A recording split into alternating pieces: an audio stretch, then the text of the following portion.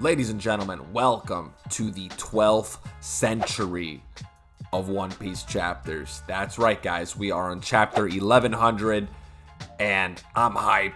This chapter was amazing. We're going to dive right into it. But first, I do want to touch up on one major letdown.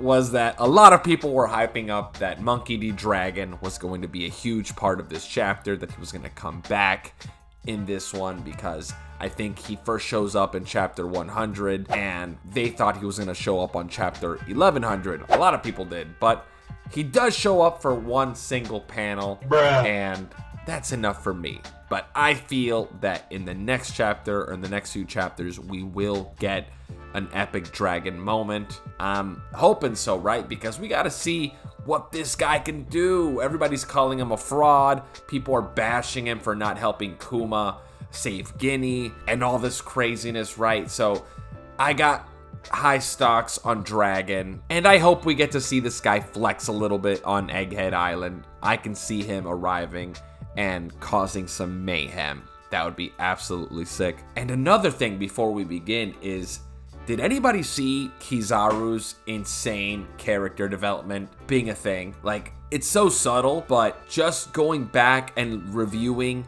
old Kizaru moments from the manga, it's crazy how it's all tying together.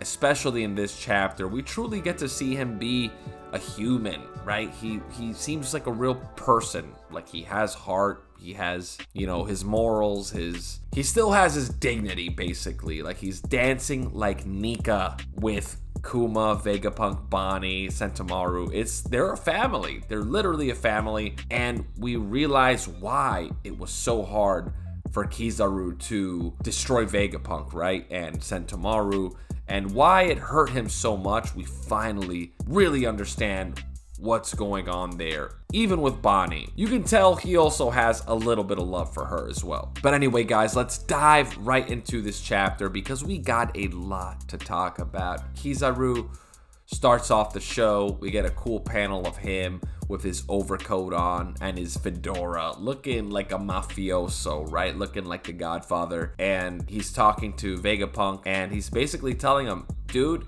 you done goofed. The world government is on to what you're trying to do, and you know that we don't mess with pirates. Why are you trying to make a deal with pirates and trying to make it all low-key and under the table? We got cameras here, right?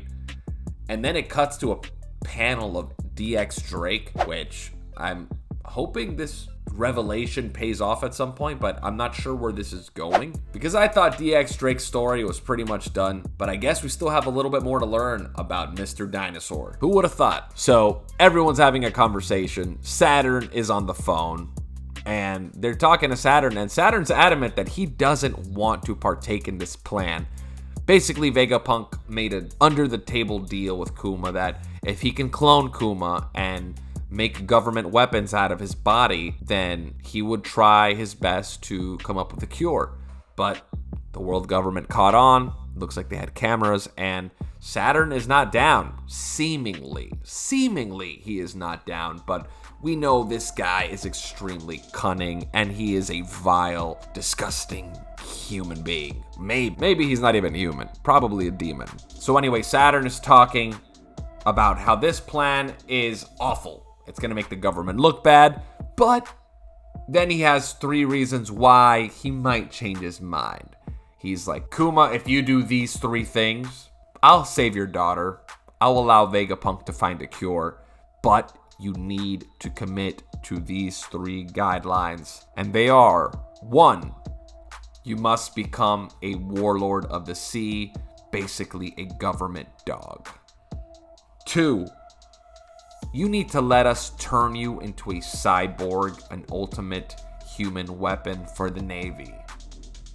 And 3, you must give up your free will and sense of individuality. Pretty insane. Vegapunk freaks out. He is pissed.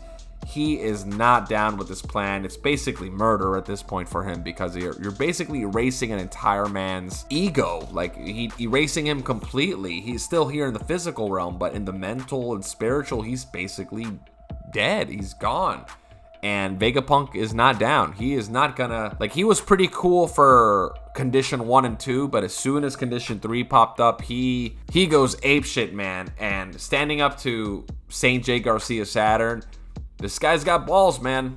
Vegapunk's got balls, and Saturn reminds him of his place. He tells him he's a military scientist. He has no right to talk back. But Kuma says, yeah, let's do it, Vegapunk. I'm down. And Vegapunk is shocked, but Kuma says he is grateful and he'll happily accept his fate as long as Bonnie is cured. So, as we all assumed, Kuma would do anything to save his daughter, and it looks like turning himself into the human weapon of the world government with absolutely no free will was part of that plan, part of that agreement to save his daughter Bonnie. And we get some back and forth on some of the finer details. Basically that after Bonnie's cured and Kuma's lost his free will, he will know, and Kuma's become a human weapon, he will no longer be able to be with Bonnie ever again. And it sucks, but Kuma reluctantly agrees. He says that if it saves Bonnie, that's okay. He will, he promises to never visit her, to never see her, because Saturn also threatens that he will turn her into a slave if they ever meet. So I don't think Kuma's breaking that promise. We then get some foreshadowing of Vegapunk hinting that he wishes there were 5 more of him because his brain is just so big, his mind is so enormous, so powerful. He's always thinking of new ideas, new inventions, and just one person can't do all this. And when you have a lot of power, when you have a huge brain, you can delegate, but if the people under you aren't on your level, it's a little difficult to get things done. So Vegapunk, as we know, eventually creates the satellites and makes his workload a lot easier and a lot faster too, I'm assuming. We then get a beautiful montage, right? We got Kuma being turned into the cyborg, Bonnie being healed. We get Bonnie doing a cute drawing of Kuma that eventually becomes his Jolly Roger, which is so epic, right? Totally a Kuma thing to do. We also get Sentomaru and Bonnie playing, where we see that they at one point were very close. He was like her babysitter or like her uncle, and we now know why Sentomaru saved Bonnie later on in Egghead. And then we get probably my favorite moment in this entire chapter. Vegapunk, Sentomaru, Bonnie, Kuma, and Kizaru eating a giant pizza together and dancing to the drums of liberation. All in full Nika silhouette mode. It is awesome. And it makes me think that we are going to have Kizaru switch sides, baby. I think it's gonna happen now. I wouldn't be shocked. This is crazy, right? Like, this guy, never in a million years before this flashback would I have thought it would be possible for him to switch sides, but the dude's doing the Nika dance, man. He's dancing to the sun god's beat of the drum.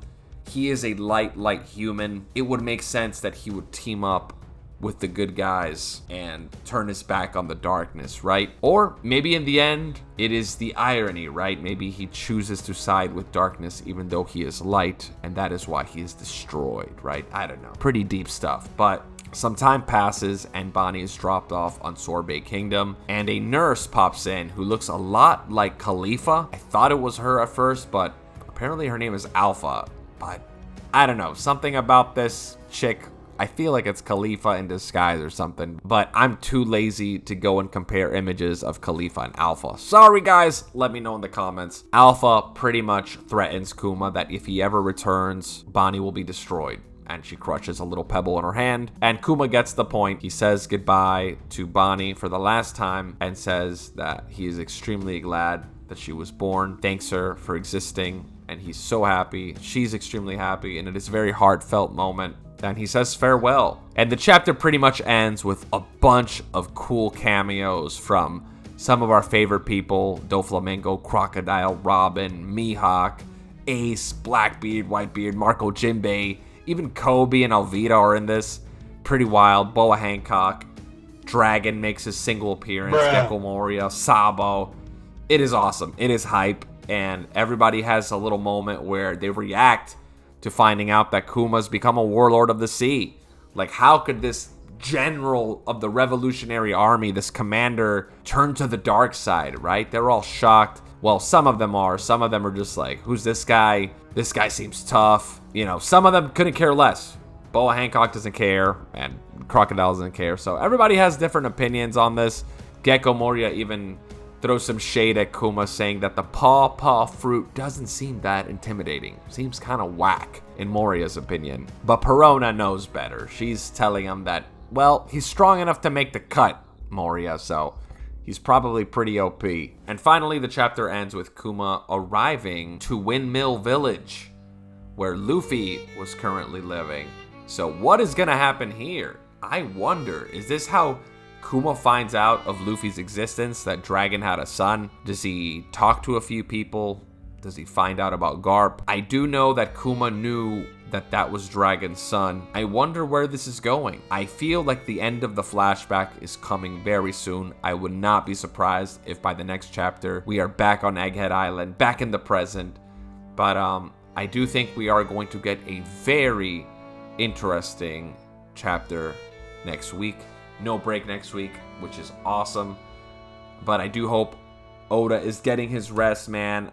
I got a little sad when he couldn't finish the chapter a few weeks ago. So I hope he's getting his rest. I hope he's feeling a lot better. And I'm excited for the next chapter, guys. I think it's going to be a banger. Let's see what happens. I hope we get that dragon moment we've all been dying for, right?